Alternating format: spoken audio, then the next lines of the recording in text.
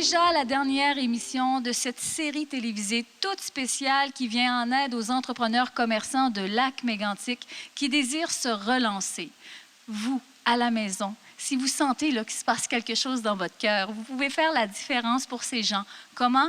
Eh bien, en écoutant évidemment leurs propos, mais surtout en visitant notre site Internet au www.lac-mégantic.tv. Cette émission, cette série télévisée n'aurait pas pu exister sans l'apport d'importants partenaires, des personnes qui ont voulu faire la différence, dont nos mentors, des gens de la place, des gens de la communauté d'affaires. Ils étaient là pour commenter les plans de relance, pour les bonifier. Sur ce, je vous souhaite vraiment une excellente émission et je vous fais la promesse suivante. Vous allez vivre avec nous de très grands moments d'émotion. Plusieurs entrepreneurs commerçants ont été évidemment affligés par la tragédie. Ce qui nous a beaucoup touchés lorsqu'on a pris le temps vraiment de tous les rencontrer, c'est de voir qu'ils ne pensaient pas juste à eux, mais vraiment à toute la communauté. Et c'est vraiment l'histoire de notre prochaine personne que j'aimerais vous présenter. Il s'agit de François Jacques du Centre funéraire Jacques et Fils.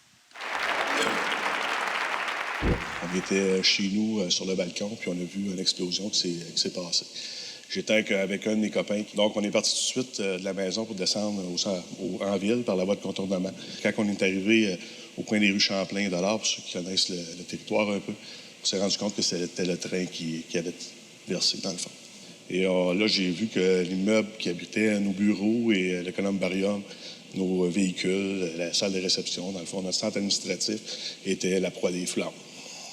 On a essayé de se rendre vers l'édifice, mais c'était impossible. Parce qu'il y avait quelque chose de précieux qui était là. C'était les urnes du columbarium, des gens qui étaient décédés, puis qu'on gardait chez nous, dans le columbarium. Donc, pour moi, à part les vies humaines qui ont été perdues cette journée-là, la plus grosse perte qu'il y a eu, c'est les gens qui ont perdu les cendres de leurs proches qui étaient chez nous. Donc, ma demande, ce serait aujourd'hui de pouvoir faire une œuvre d'art qui serait à l'extérieur du salon funéraire qu'on va rebâtir dans les prochains mois. Et une œuvre en bronze avec un vide à l'intérieur pour tout replacer, non pas les cendres, parce que les cendres qui ont été retrouvées, on va les replacer dans le columbarium, on va refaire un columbarium de la même façon qu'il était déjà. On va tout replacer les urnes, on va racheter des urnes pour replacer ça.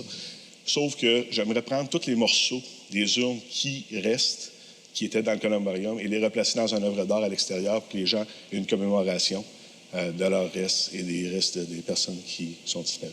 Écoutez, je souhaite que les gens entendent votre message, que des gens qui font des monuments de bronze qui pourront se proposer de leur service pour vous aider à le réaliser, puis qu'il y ait plein de monde, même s'il y a des besoins monétaires là-dedans pour le réaliser. Excusez, ça me touche, vraiment, là. Ça peut être un appel à un concepteur, un designer qui pourrait nous donner une idée puis de venir soutenir ton projet vraiment éventuellement pour... C'est très louable ce que vous faites. C'est émotif aussi, parce qu'on sait que c'est pas rien que pour vous. On a offert gracieusement 25 funérailles pour 25 victimes. L'aide qui avait été annoncée n'a pas été attribuée. Alors, tout ce que je peux faire, c'est vous féliciter puis souhaiter que le message soit entendu. Tu as donné la chair de poule aux gens, puis je vais te dire quelque chose d'important. Les valeurs que tu portes sont tellement fortes que si elles pouvaient inspirer tout le Québec, je pense que ce serait déjà, moi, personnellement, une des plus grandes demandes que je pourrais faire. Je te remercie beaucoup d'avoir accepté notre invitation. Merci, François. Je pense qu'on peut vraiment l'applaudir.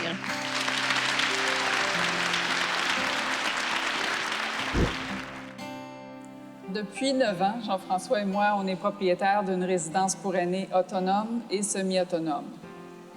La bâtisse comprend 18 chambres sur 3 étages et on est situé près du centre-ville. Alors, c'était une chance pour les résidents de garder la forme en prenant des marches pour aller faire leur commission ou aller à l'église qui était juste à côté. On voyait même grand, on pensait même acquérir une deuxième résidence, mais les plans ont changé.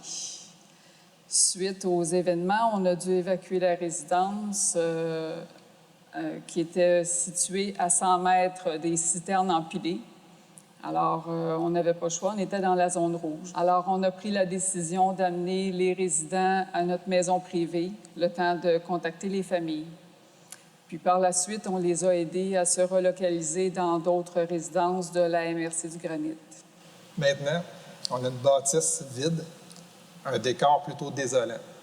Par contre, notre bâtiment, il est peu affecté.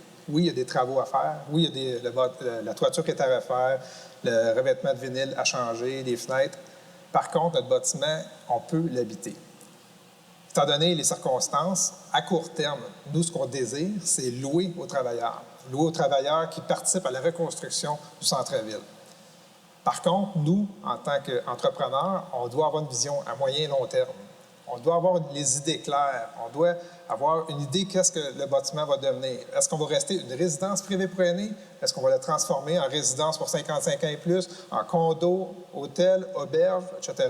Donc, tout est possible.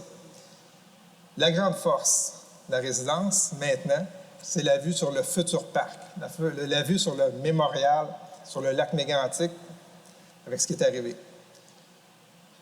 Nous, ce qu'on a besoin, notre besoin, ce qu'on recherche, c'est un consultant en marketing, un consultant en conversion de bâtiment. Quelqu'un, avec le recul, va être en mesure de mieux identifier les possibilités de la bâtisse, de voir les ressources, puis de nous aider à faire le choix, à faire le bon choix pour l'avenir de cette bâtisse-là. Donc, la demande est claire. On pourrait demander à la population de dire, écoute, si on a des chambreurs qui veulent s'en aller résider chez vous à court terme, c'est notre demande qui est claire. C'est peut-être encore une fois de lancer l'appel à tout le monde et de dire, y a-t-il quelqu'un qui a l'expertise pour pouvoir vous aider à convertir votre bâtisse?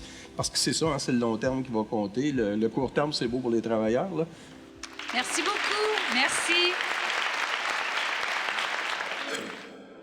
Une tragédie telle que vous avez vécue et que vous vivez toujours dépasse l'entendement. On ne peut être préparé à faire face à une épreuve aussi grande. Du courage et de la résilience, les citoyens du lac Mégantic en ont beaucoup. Vous êtes à reconstruire vos vies en même temps que votre ville et vous forcez l'admiration de tout le Québec et la mienne. En tant qu'entrepreneur, j'ai connu des échecs et des déceptions. J'ai dû surmonter de nombreux obstacles comme tous mes collègues entrepreneurs. Mais ce qui m'a toujours guidé, c'était la vision d'entreprise que je désirais bâtir et la vie que je voulais offrir à ma famille. En cela, vous partagez tous les mêmes objectifs que moi. Votre résilience et vos projets d'avenir se nourrissent de l'amour que vous portez aux vôtres. Cette solidarité est un puissant moteur de croissance pour votre communauté et vous, les entrepreneurs, en êtes les courroies. C'est une nouvelle vie pour vous, votre famille et votre entreprise qui commence. Bon courage.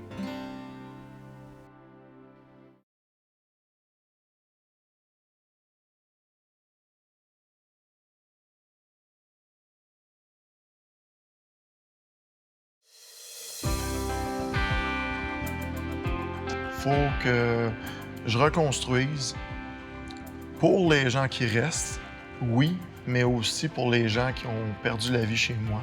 C'est un devoir. Je veux construire quelque chose pour honorer leur mémoire et que Lac Mégantic puisse continuer à se relever. Parce que si moi, qui ai été un des plus affectés avec la perte de mon commerce, de ma business, et aussi la pression d'avoir à vivre avec tous ces gens-là qui sont décédés chez moi, même si je ne suis pas responsable, tout le monde me l'a dit, et quand même, c'était chez moi. C'est quelque chose que j'ai à vivre avec pour le reste de mes jours. Je veux avancer. Je veux montrer aux gens, regarde, si moi je l'ai fait, j'ai reconstruit, je suis reparti. Vous pouvez me suivre, puis on va reconstruire cette ville-là, puis on va faire de notre mieux pour revenir à une vie normale dans les prochaines années. Vous allez voir, elle est belle, elle est rayonnante, elle est drôlement pétillante. Elle s'appelle Rachel Lompré et son entreprise Capelli Lounge Coiffure.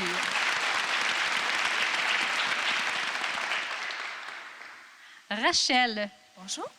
On s'est croisés sur le plateau du HEC Montréal. Oui.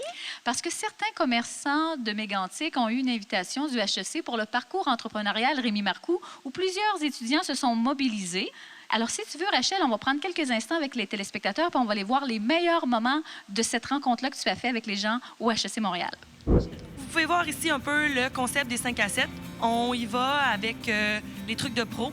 Donc, une thématique par 5 à 7 qui serait mensuelle. Ça se veut vraiment une réunion entre amis pour côtoyer l'unicité de Mme Lompré. Aussi, afin de générer des liquidités rapidement, ce qui serait intéressant pour le salon de coiffure, ça serait un miroir où chaque personne qui fait un don pourrait avoir son nom sur le miroir pour garder en mémoire que les gens ont participé. Moi, j'aime ça, les 5 à 7. J'aimerais ça que tu me dis, c'est quand ton prochain, je vais y aller. Donc, aller chercher au moins un montant d'argent associé à quelque chose qu'on peut donner au futur client ou qui va rester à lui.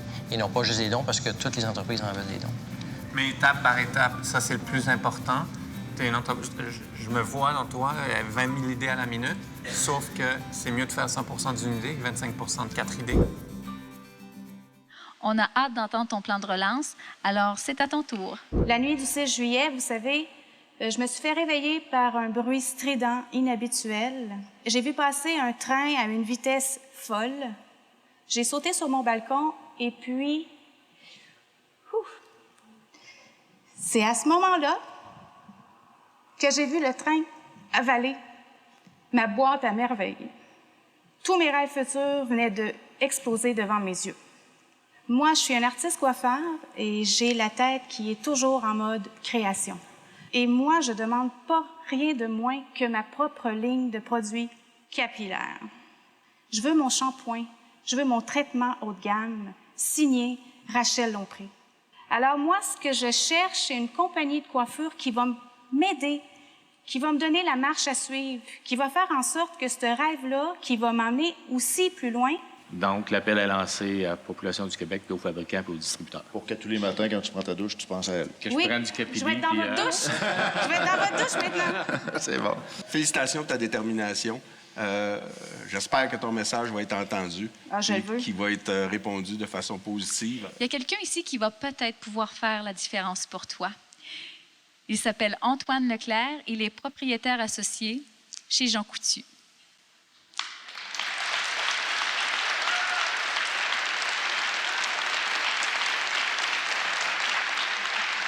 Antoine, tu as fait des téléphones au siège social. Je crois que tu as une belle nouvelle, un bon point de départ à offrir à Rachel. Très, très bon point de départ. Le groupe Jean Coutu, évidemment, a été d'une écoute formidable. Et ils te proposent de te rencontrer avec leurs spécialistes pour pouvoir te guider, te conseiller, t'épauler dans les différentes démarches que tu auras besoin pour mener à terme ton projet. Wow. Alors, c'est un grand plaisir pour moi de te l'annoncer. Puis avec toute la passion que tu as pour ton métier, avec toute l'énergie que tu as, je suis certain que tu vas continuer à les impressionner comme tu as su le faire avec nous. Je te souhaite le meilleur des succès. Merci.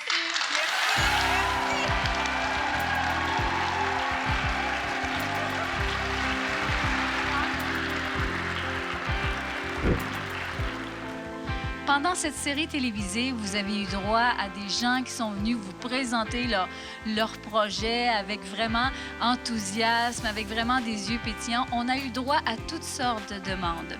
La prochaine présentation en est une qui sera grandement touchante. Je vous demande de rester avec nous. Bonjour, je me présente, Jean-François Jeunesse, je suis conjoint à Isabelle. Je suis ici pour vous présenter un projet que je pense depuis un an. Moi et Isabelle, nous étions au Musique Café le soir de la tragédie et nous sommes partis 20 minutes avant. Destin ou juste chance, nous étions en train de fêter un ami et on dansait sur de la piste de danse et Isabelle reçut un verre de 20 onces de bière sur elle et nous décidons de partir, saluer notre monde. Quelques heures après la tragédie, Isabelle est allée au front sans penser. Elle s'est donnée corps et âme à tous les projets. Elle a aidé beaucoup de monde. Pendant ce temps-là, moi, je l'ai aidé le mieux que j'ai pu. J'ai tout fait ce que je pouvais. J'ai essayé de penser à une idée originale pour mon projet.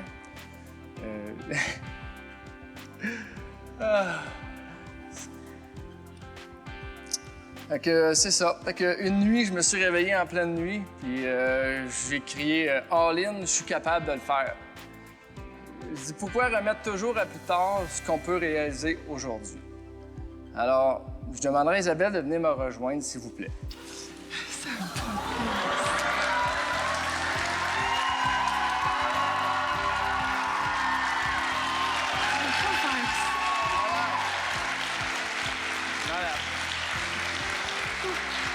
Émotion. Donne-moi la main, ça va faire. Bella, ça fait presque 3 ans et demi que nous sommes ensemble et nous avons eu toutes sortes d'épreuves. Nous les avons surmontées avec brio et ça fait de nous un couple plus fort.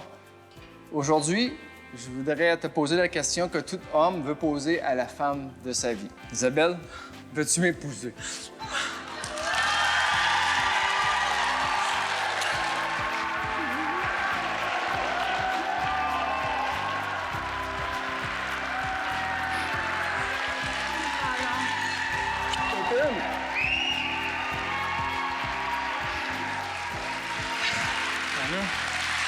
Je serais très honorée d'être ta femme. Je t'aime.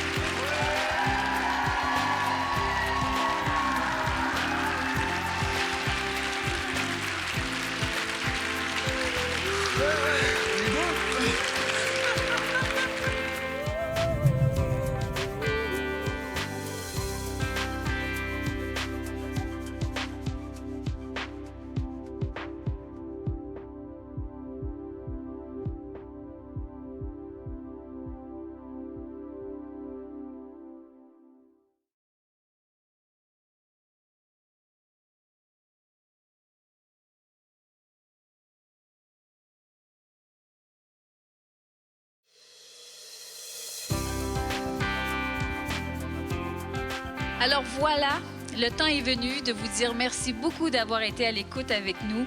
C'est notre dernière émission, mais nous, on pense que c'est pas la fin, que c'est juste le début de quelque chose de nouveau.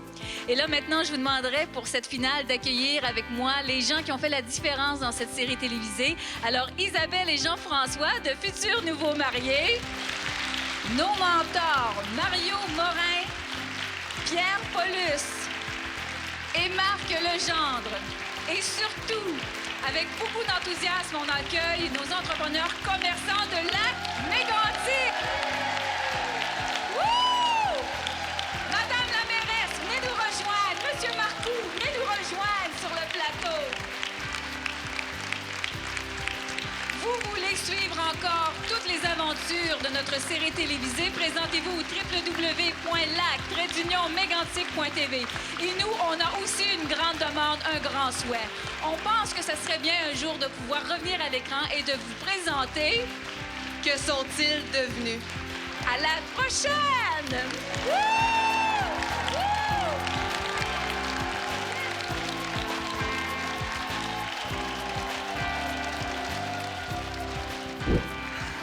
Moi, j'aimerais vous dire ceci. C'est la première fois que je viens à Mégantic, mais je trouve que les gens sont authentiques. Oui. D'autre part, quand je regarde les entrepreneurs qui sont passés, c'est des gens sincères, OK? C'est des gens vrais.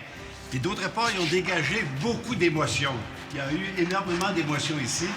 Et les Québécois carburent à l'émotion. Et c'est pour ça que vous allez avoir du résultat et que c'est une grande émission qui vient d'être faite ici aujourd'hui. Savez-vous quoi? Un jour, on va ressortir ces images-là quand vous allez tous être repartis complètement. Ça va être des beaux souvenirs qu'on va pouvoir voir, de tout voir ces personnes-là qui ont présenté leur plan de relance, de voir la berge glacée qui est réouverte, de voir le nouveau commerce Bolduc avec le comptoir bijouterie à l'intérieur. On va tout revoir ça à l'écran, puis c'est ça qui va valoir cher.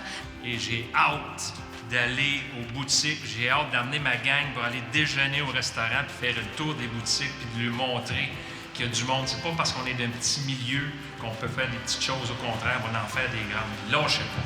Vous m'avez tous vraiment épatés. Vous avez été merveilleux. Je vous ai vu vraiment au fil des journées prendre vraiment un peu plus d'aplomb pour vos présentations. Vraiment, là, je pense qu'il y a bien des entrepreneurs dans les salons au Québec qui vont regarder ça puis qui vont se dire « Hey, on est capable, nous autres aussi. » Vous allez devenir des personnes aussi inspirantes. Alors voilà, merci beaucoup! On avait imaginé faire un très gros support géant, écrire les noms de toutes les personnes qui vont nous aider. Puis le jour qu'on va pouvoir repartir, pouvoir l'afficher et être fier de dire merci de votre support.